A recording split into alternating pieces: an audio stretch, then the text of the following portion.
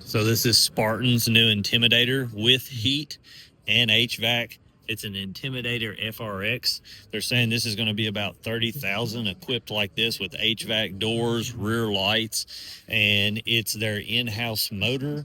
Tops out about 45 mile per hour. You can see the interior. This is going to compete with the Ranger, the Defender, things like that. Has a true front locker, rear locker, no lock, four-wheel drive, two-wheel drive.